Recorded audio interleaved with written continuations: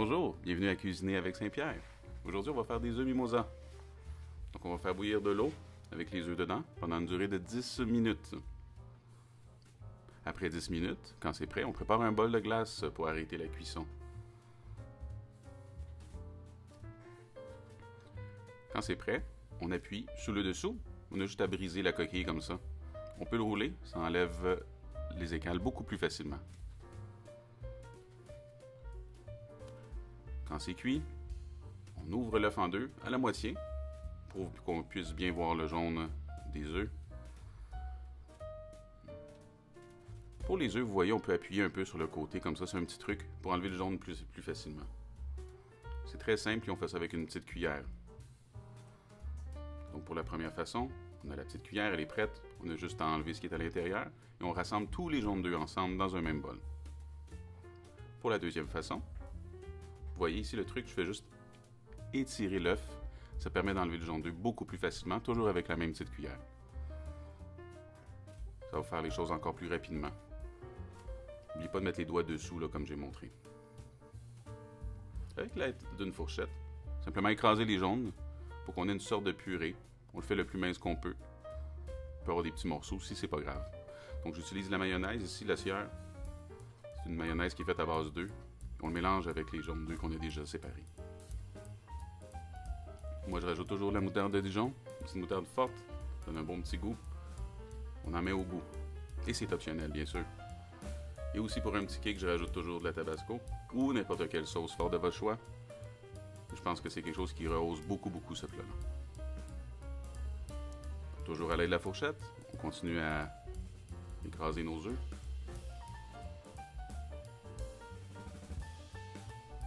Je rajoute du poivre. Dans ce cas-ci, j'ai rajouté du poivre blanc pour que ce soit uni au niveau de la couleur.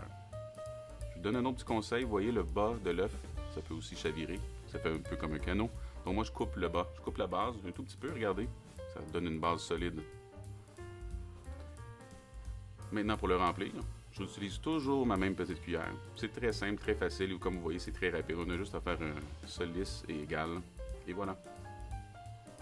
Je donne une deuxième façon maintenant de le remplir. Voici à l'aide d'une douille. On a juste à faire un petit twist au bout.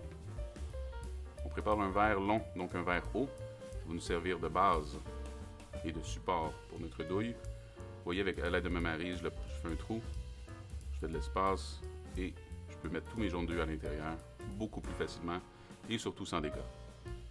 Ça permet aussi d'optimiser tous les jaunes d'œufs qu'on a déjà préparés.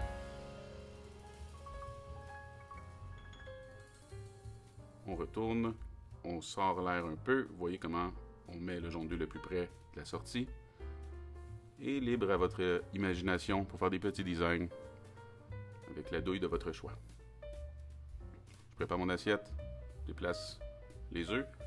Dans cet exemple-ci, j'ai mis une capre. C'est juste pour vous montrer les possibilités.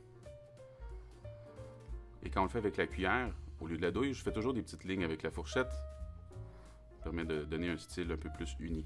Donc je rajoute du paprika, bien sûr, peut-être n'importe quelle autre épice, piment de Cayenne. Voici une alternative, on peut aussi mettre du piment d'Espelette.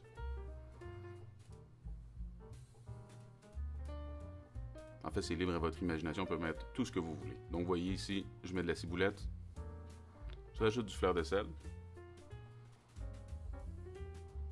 et bien sûr un peu de poivre.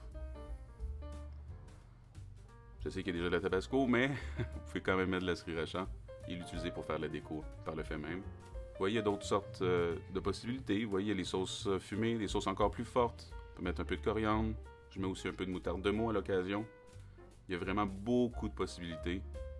Ça donne d'autres vies au même plat. Puis quand on reçoit beaucoup d'invités, on peut faire des variantes, certaines dérivées. Merci beaucoup d'avoir été avec nous avec Cuisinons avec Saint-Pierre. N'oubliez pas de vous abonner.